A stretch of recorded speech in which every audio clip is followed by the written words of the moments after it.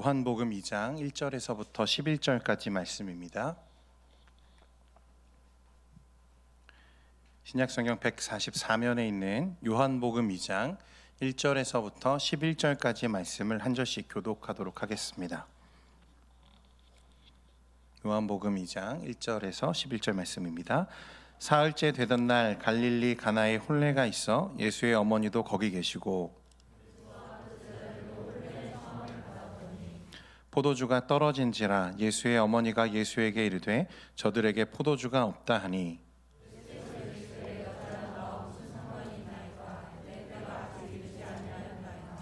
그의 어머니가 하인들에게 이르되 너희에게 무슨 말씀을 하시든지 그대로 하라 하니라.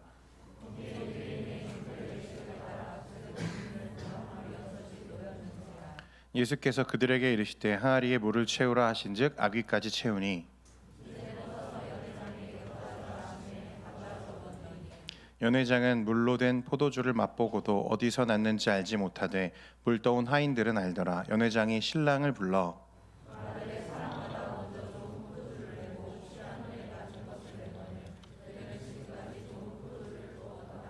함께 보겠습니다.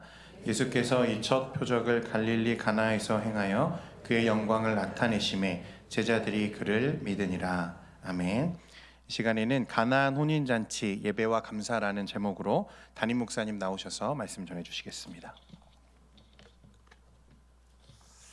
반갑습니다. 우리 청년들 보니까 예준이 저녁 축하해요. 거기를 뭐라고 하지? JS 뭔 부대라고 해요? JS JSA. 그 군인들이 거기서 대대장을 하면 장군을 다는 데인데 우리 형제는 사병으로 갔다 왔잖아. 그래요. 우리 제대해서 반가워서 이렇게 한마디 멘트 했습니다. 오늘 제가 올라온 것은 제 간증 좀 하고 여러분들의 기도가 좀 필요해서 교회적으로 오늘 제가 왔습니다. 그래서 오늘 가나 혼인잔치 예배와 감사 이 주제는 아주 오래전부터 내가 설교를 준비하고 기회가 있으면 교인들한테 한번 내가 간증 설교를 해야겠다. 근데 오늘 이렇게 하게 되었습니다. 그래서 1부, 2부, 3부 오늘 1부, 2부, 3부 교인들이 한 얼마 왔냐 보니까 청년들 빼고 한 620명 정도. 이게 코로나 환경 후에 조금씩 회복이 되는 것 같아요 보면은. 그래서 몸이 상당히 많이 아팠어요. 그래서 그 질병을 통해서 예배와 감사가 능력을 뛰어넘어서 기적이구나 그걸 경험을 하면서 오랜 동안 마음에 간직을 했어요. 그러면서 벌써 내가 석간 중앙교회 온 지가 34년째입니다. 34년째 되다 보니까 이제 나이적으로도 은퇴가 이제 다가오고, 그래서 은퇴를 결심하면서 교인들한테 기도 협조를 부탁해야겠다. 왜냐하면 은퇴 결심한다고 막 곧바로 담임 목사를 뽑는 게 아니고 교회법에 의해서 보통 은퇴 결심하면은 빨라도 한 1년 한 2개월 정도, 늦으면 2년. 그게 이제 교회법이라는 게 있기 때문에 아주 복잡해요, 막 법을. 다른 노회 목사님을 뽑으면은 막 서류가 왔다 갔다 해야 되고 이런 여러 가지 복잡한 게 있기 때문에 이 기회를 놓치면 안 되겠구나. 이제 후임 목사님을 앞으로 한 1년 동안 뽑아야 되니까. 그러면서 이 말씀을 준비하고 우리 청년들에게도 대단히 중요한 시기다 이런 생각이 들어요. 나는 총신대학교 이제 신학대학원을 졸업했는데 우리 교단의 목회자 양성하는 데죠, 사당동에. 신학대학원을 이제 졸업하고 1989년도 1년은 좀 쉬고 싶고 목회가 뭔가 좀 배우고 싶었습니다. 그동안은 뭐 대학원, 군대 생활 그냥 이론적으로 이제 배우는 것에 불과했잖아요. 그래서 1년 동안은 안디옥 선교회라고 하는 그 선교 단체에 들어가서 좀 배우기도 하고, 그때 막 아프리카 목사님들이 좀 왔던 것 같아요 보면은. 그래서 그들을 좀 가이드도 좀 하고, 그다음에 고아원 사역 오류동에 있는 오류 애우건이라고 있는데, 그때 고아원은 전쟁 고아가 아니에요. 그냥 이렇게 자녀들을 놔두고 이렇게 부모님들이 어디론가 간 거죠. 데리러 오겠다고 약속하는데 잘 안 옵니다. 보면은 애들의 상처가 참 많습니다. 어린 애들. 그래서 그 고아원에 가서 애들에게도 설교도 하고 가르치기도 하고 고아원 선생님들한테 말씀도 전하고 그러면서 내가 좀 목회를 좀 배워야겠다, 배우고 싶은 그런 마음이 있어가지고 1년 동안 서울에 있는 이제 교회들을 좀 탐방됐어요. 영락교회 그때 박조준 목사님 설교를 참 잘하셨어요. 그다음에 압구정동에 있는 소망교회 곽선희 목사님 아마 보통 그때 그랬던 것 같아요. 대한민국에서 설교 제일 잘하는 사람이 누구냐 그러면 곽선희 목사님이라고 했는데 곽선희 목사님 바로 옆에 가면 감리교회 광림교회라고 있어요. 김선도 목사님 그분도 설교를 듣고 그다음에 남서울교회에 그때 홍정길 목사님이라고 그 미랄 선교회 이사장도 하고 그 목사님이 이렇게 설교도 듣고 그러면서 크고 작은 교회를 다니면서 이분은 어떻게 설교하는가 그걸 배우려고 1년 동안 이렇게 돌아다녔습니다.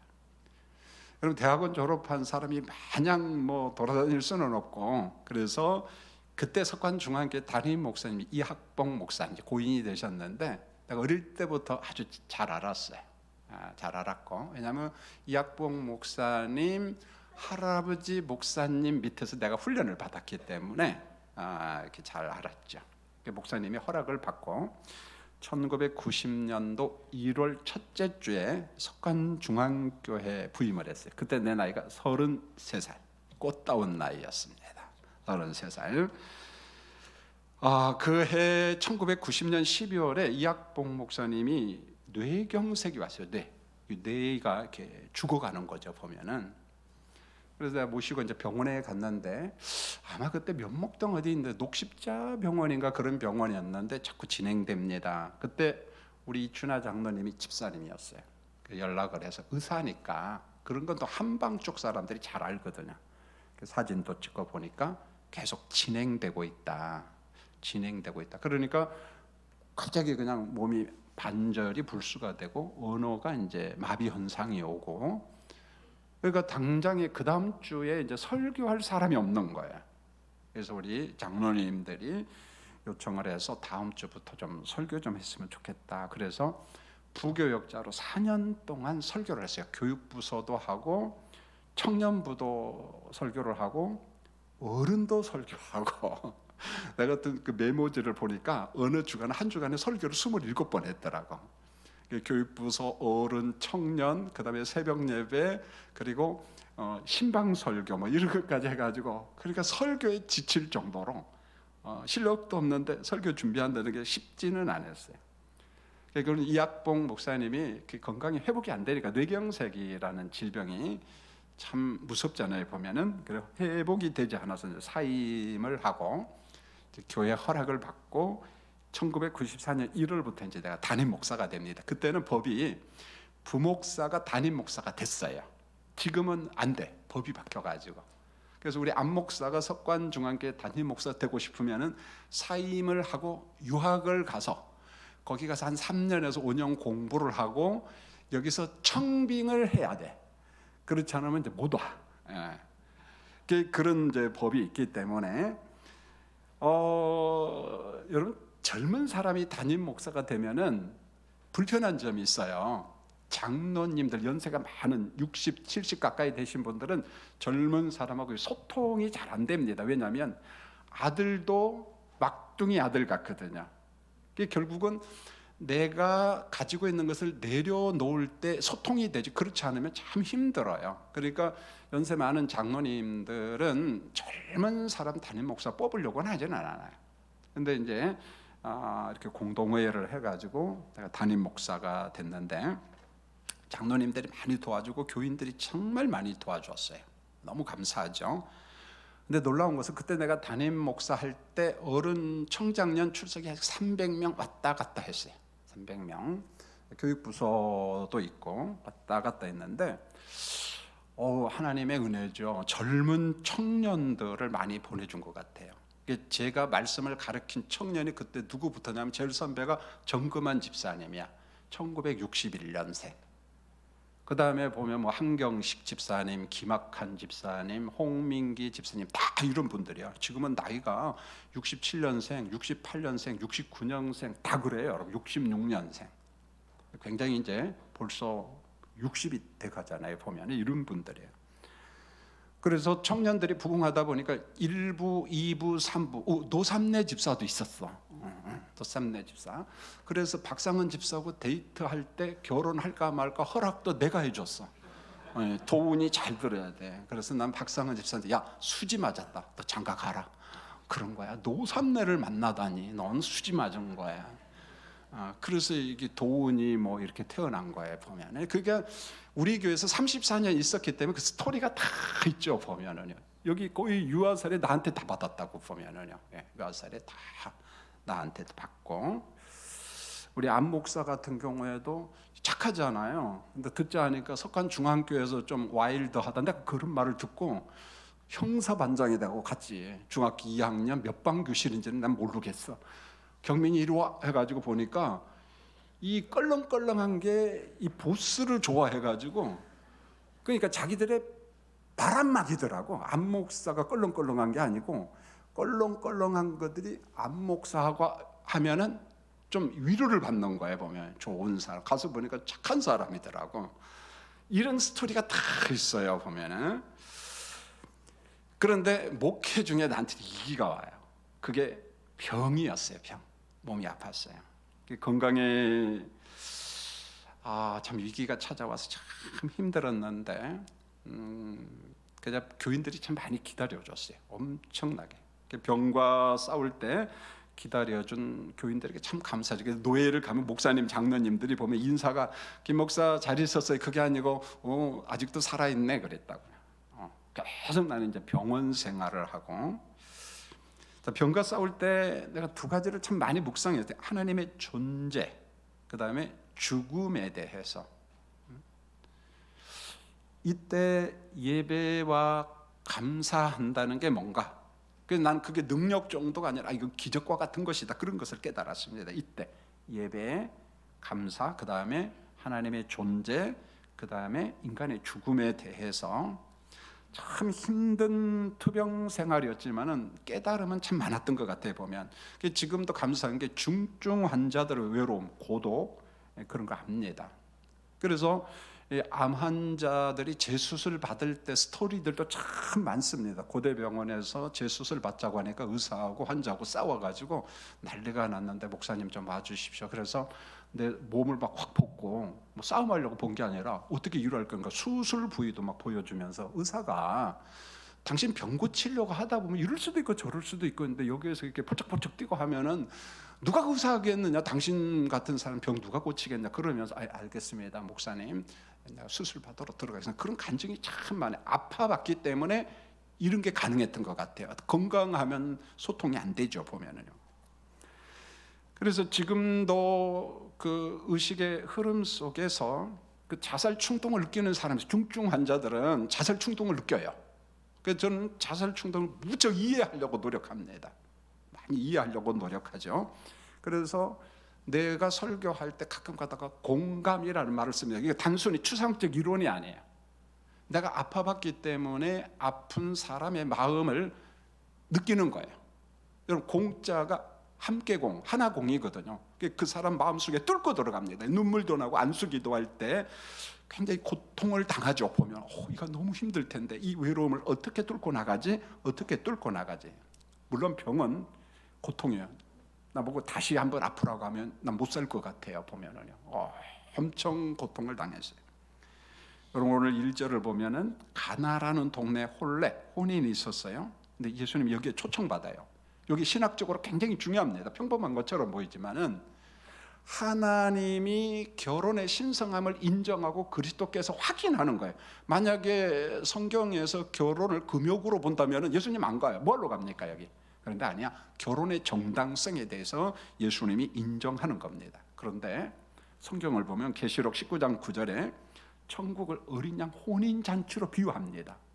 여러분 여러 가지 비유가 있지 않겠어요? 그런데 혼인잔치 결혼식으로 비유했어요. 여러분 예수님이 가나 혼인잔치에서 기적을 행하죠. 천국을 어린 양 혼인 잔치라고 이야기하죠. 야, 이게 뭘까?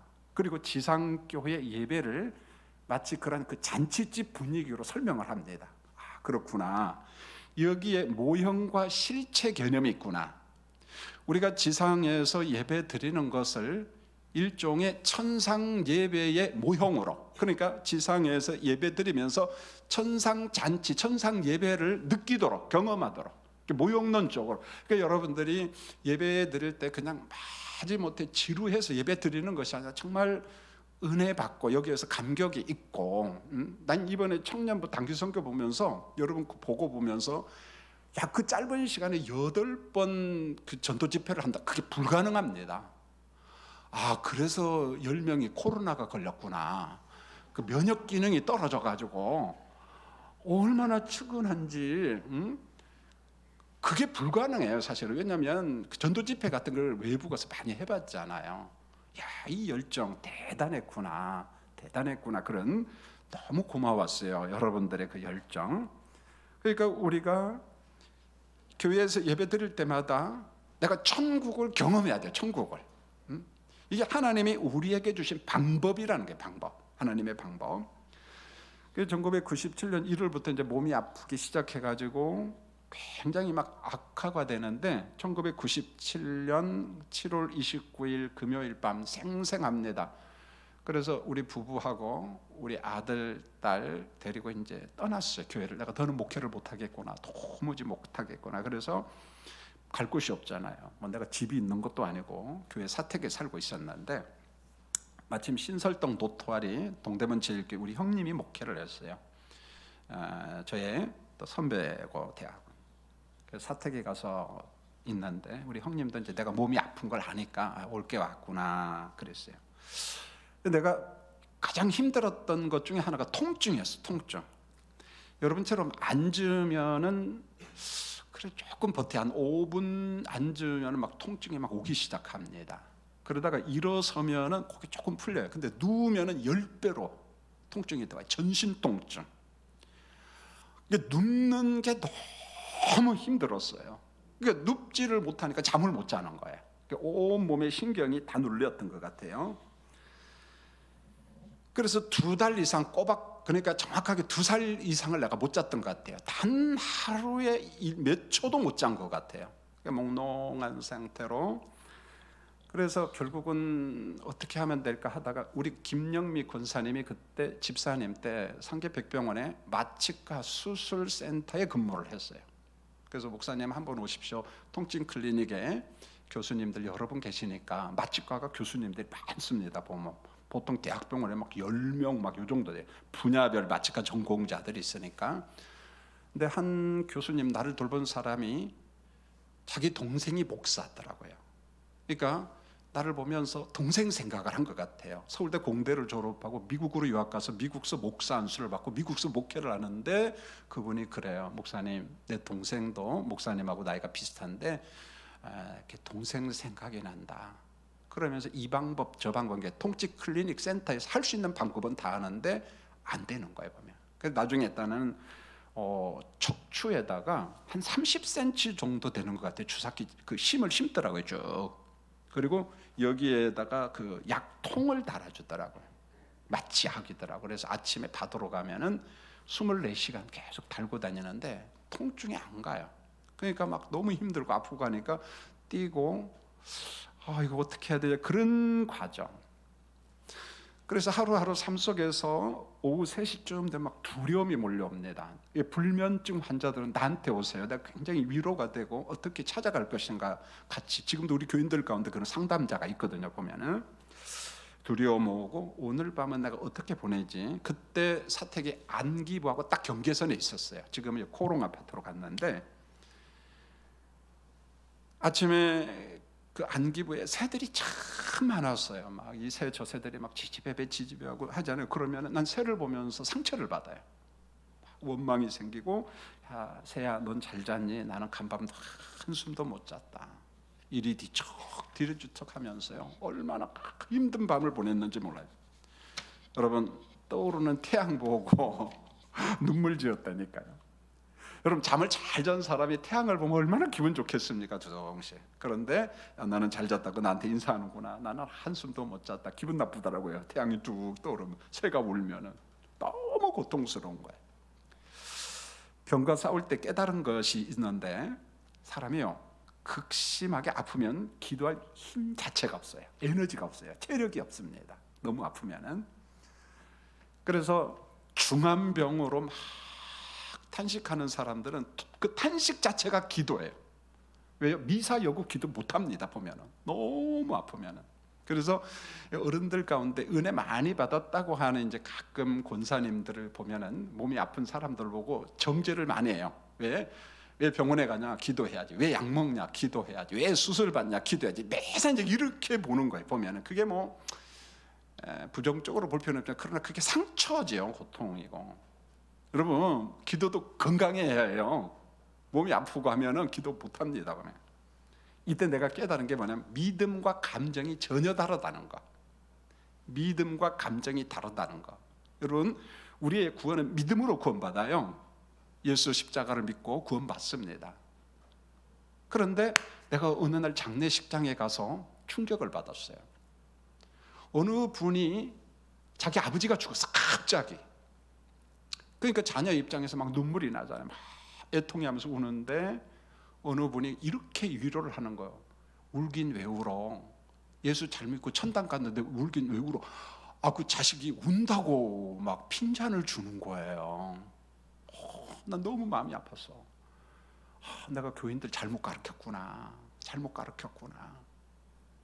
오히려 은혜 받았다고 하는 사람들이 고통당하는 사람을 위로하는 것이 아니라 판단하는 거예요. 정죄하는 거야.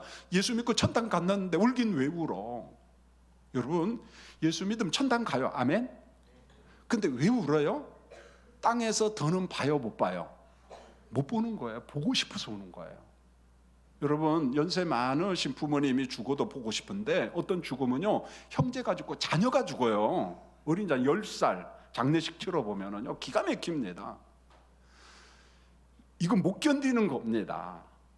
그런데 그런 환경에 있는 사람한테 예수 믿고 천당 갔으니까 울지 말라, 믿음 없고 막 이렇게 할 사람은, 제가 우리 교인들한테 절대 장례식장에 가지 말고 조의금은 가져와라. 내가 전달할 테니까. 조의금은 받았으니까 줘야지. 이게 무슨 말입니까? 믿음과 감정을 분별하지 못하니까 은혜 받았다고 하는 사람이 남한테 은혜 주는 게 아니라 상처를 줘요. 은혜의 약점이 거기에 있어요. 은혜의 약점이. 교회를 떠나 형님 집으로 갔는데, 주일날 형님 교회에서 예배를 드리는데, 담임 목사가 몸이 아파서 남의 교회 가서 예배 드리는데, 저 뒤에 앉으면 너무 아프니까 앉았다 일어났다 앉았다 일어났다 하는데 너무 감당할 수가 없어. 그래도 예배는 드려야 되니까. 그때 오늘 이 찬양팀처럼 찬양 인도하는 전도사님이 있었는데 이런 노래였어요. 성령님 오소서, 이런 노래. 성령님 오소서 살아계신 하나님. 그 찬송을 부르는데 눈물이 하염없이 쏟아져. 아마 성령께서 환자 마음을 만져주셨던 것 같아요. 그 노래를 오래도록 붙잡았어요. 하나님 좀 위로 좀 해주시고, 자기가 다니는 교회에서 예배 드린다는 게 참 행복하구나. 그 전에도 무슨 일이 있으면 외국에 가서도 예배 드리지만 내가 이렇게 행복한 거, 그런 거 못 느꼈어요. 남의 교회 가서 예배 드릴 때. 그러나 몸이 아픈 상태에서 내 교회를 떠나서 남의 교회에서 예배를 드린다는 게 참 마음이 아프고, 내가 언제 석관중앙교회 다시 갈까, 이런 그리움도 있었어요. 여러분 조금 전에도 이야기했지만 몸이 아플 때 죽음이라는 것을 묵상했는데, 왜 그랬느냐면은 돈 가지고 병을 못 고치더라고요. 어떤 때는 의료보험이 안 되니까 어떤 약은 한 알에 지금도 생각에는 5,400원, 약 한 알에 5,400원. 그런 약 없어요, 여러분요. 그리고 어떤 치료는 의료보험이 안 되니까 한 번 딱 치료받고 나면 100만 원, 150만 원. 그러니까 돈의 날개가 날렸다는, 그때 느꼈어요. 돈이 막 날아가요. 돈이. 그다음에 권력, 명예 가지고 병 못 고칩니다. 전문 지식, 명예, 돈, 이것 가지고 병을 못 고치는구나. 그때 아주 처절하게 깨달았습니다. 그러면서 이 죽음에 대한 것을 엄청 많이 생각했어요. 사실은 이거 내가 어떻게 여기서 벗어날 수 있을까? 그러면서 이 죽음 앞에서 가장 필요한 게 뭐지? 복음이구나.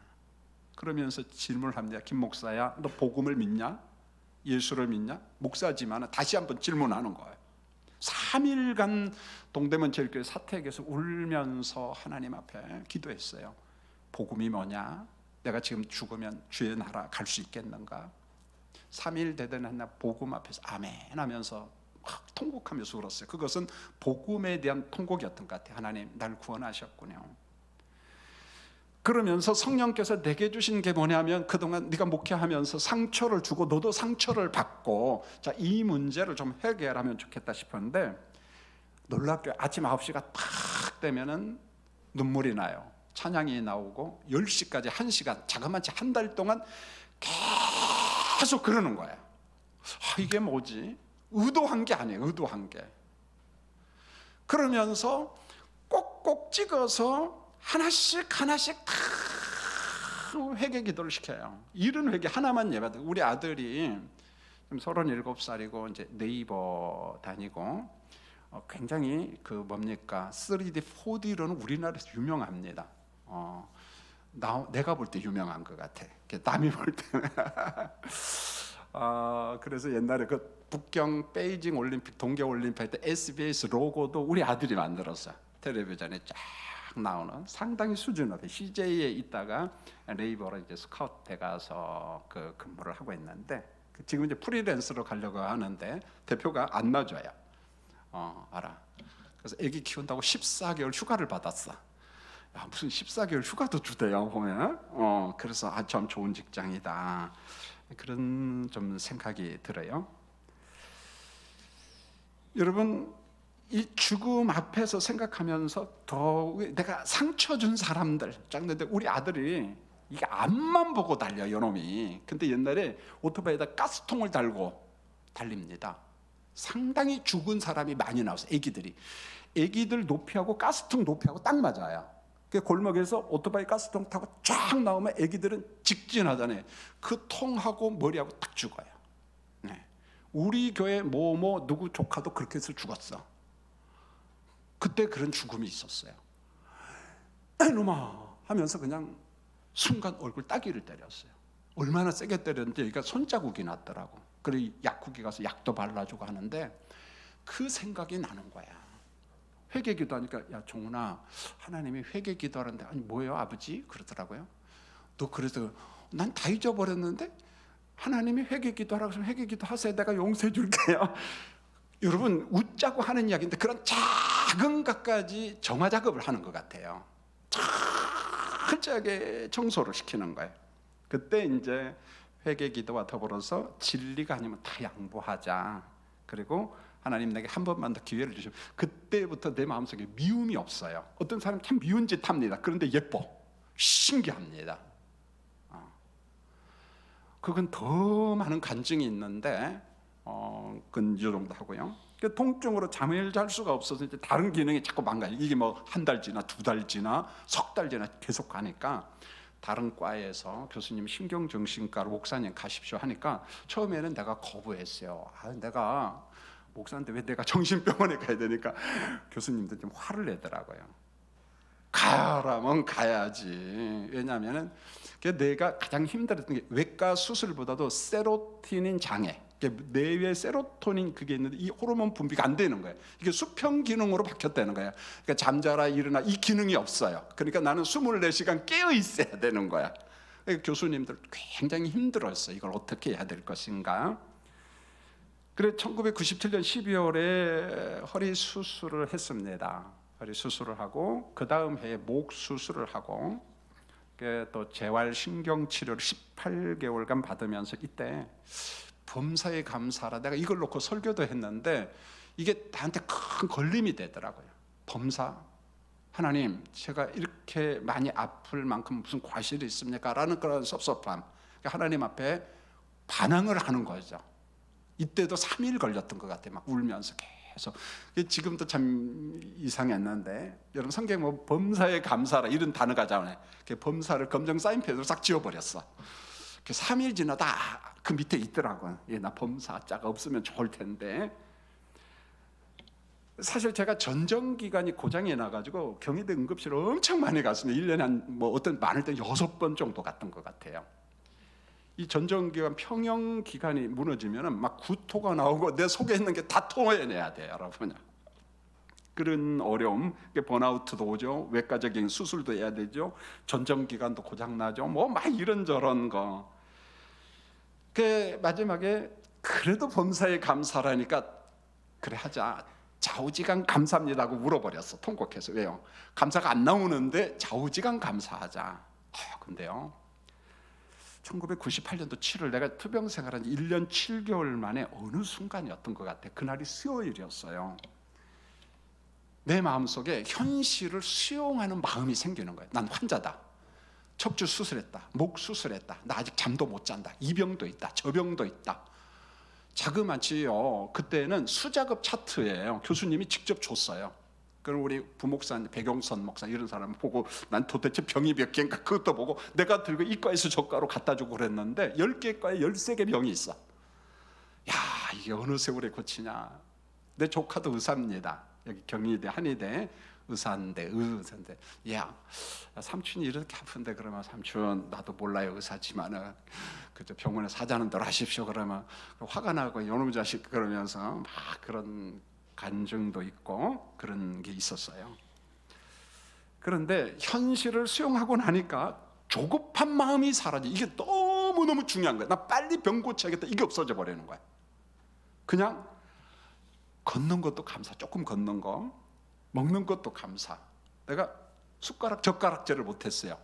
이 목신경이 눌려가지고 이것은 수술을 해야 되느냐 말아야 되는지 교수님이 한번 버텨보자 해가지고 그 유명한 석세일 교수님이라고 있었어요. 척추 전문의. 그래서 물에다 말아가지고 후루룩 삼킵니다. 그렇지 않으면 막 흔들려서 이게 다 흘리니까 모든 게 감사해요. 그때 치료의 효과가 서서히 나타나는데 그걸 느낄 수가 있었어요. 그때 이런 말을 했어요. 이게 기적이구나. 이게 기적이구나. 그걸 느꼈습니다. 여러분 지금 다 건강한데 하나님의 은혜가 아니면 못 걸어요. 못 걷습니다. 신경 조금만 들리면 하반신마비, 전신마비가 오고요.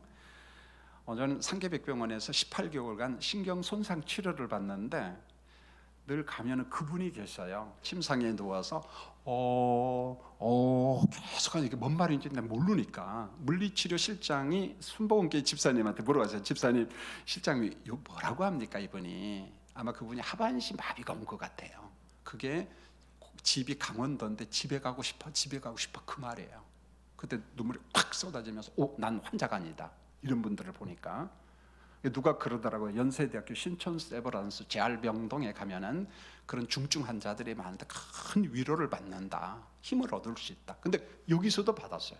여기서도 여러분 삶에 조금 와닿지 않을지라도 내가 걷고 먹고 누우면은 잠이 오는 사람들 있잖아요.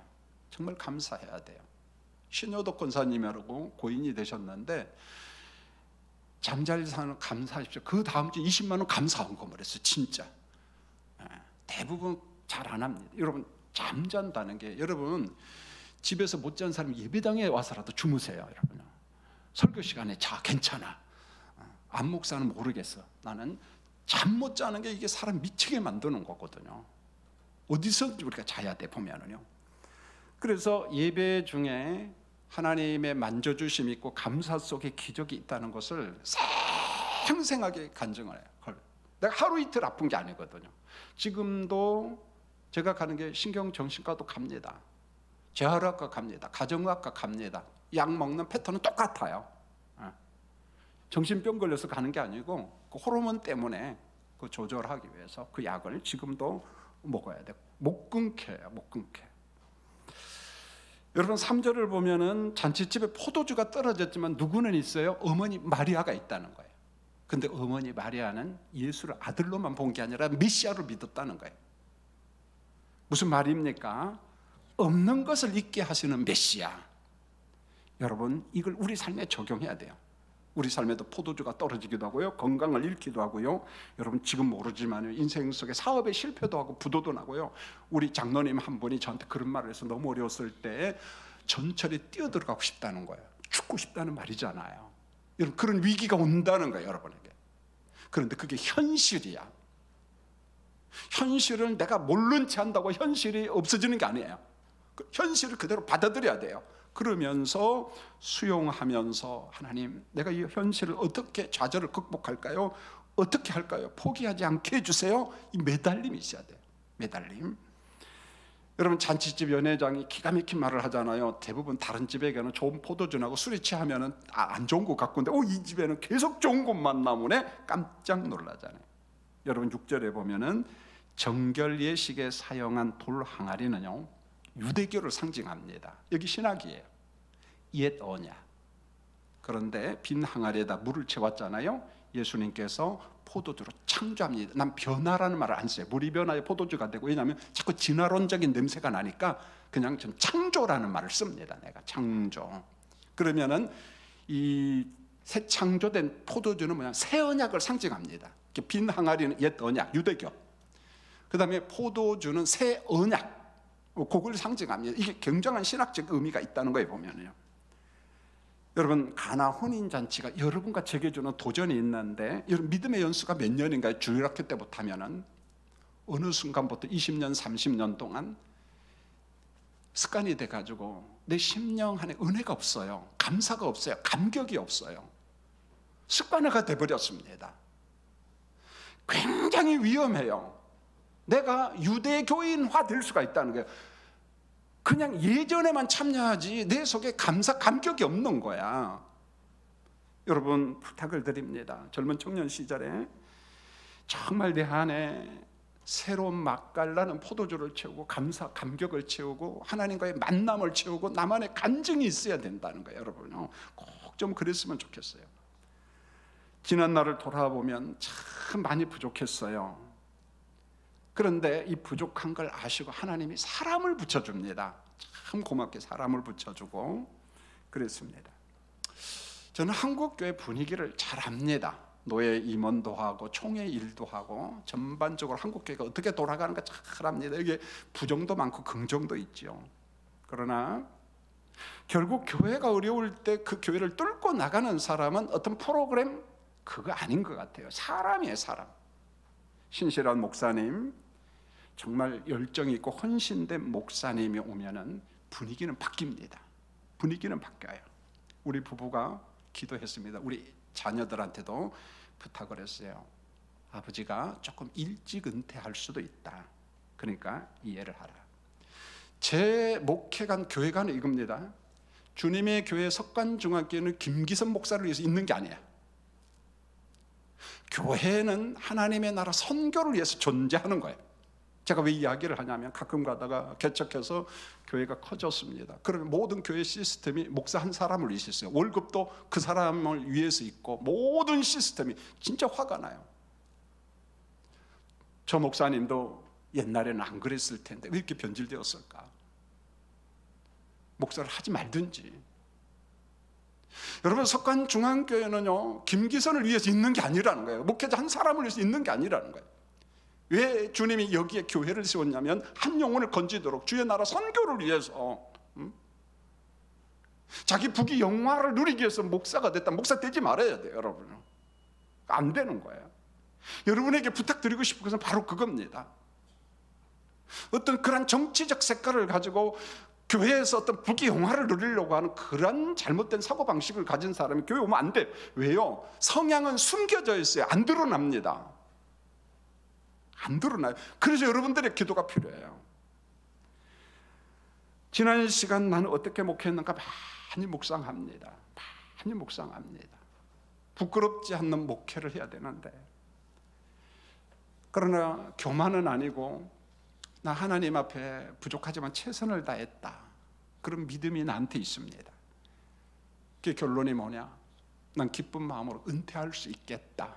제 아내한테 이야기하고 우리 자녀들한테 이야기하고 그리고 우리 장로님들한테 이야기를 했습니다. 그리고 오늘 전교인 1부, 2부, 3부, 4부 설교를 하는 겁니다. 난 은퇴할 수 있겠다. 이제가 최고 절호의 찬스다, 기회다. 코로나 환경이 있죠. 이 모든 것을 뚫고 나가기에는 내가 체력이 약해요. 그리고 솔직히 실력이 부족합니다. 그러면은 내가 가만히 앉아서 법정 정년까지 있으면은 나에게 남는 것은 월급 더 많이 받는 거 외에는 없어요. 우리 자녀들 다 출가했습니다. 나름대로 자립 다 했어요. 자기들 주 전공을 찾아서 열심히 살아갑니다. 이건 아니다. 하나님이 내게 주신 은혜, 내가 목회자의 길을 갈 때 그걸 위해서 간 건 아니잖아요. 내가 지금이 기회다. 이 기회를 놓치면 안 되겠다 싶어요. 교회법과 노예 허락을 받아서 내년 4월까지는 제가 담임 목사를 합니다. 왜냐하면 시간이 그 정도 길어요. 청빙 과정이 몇 개월 걸리고 서류 작성하고 허락받고, 그래서 내가 내년 4월까지는 해야겠다.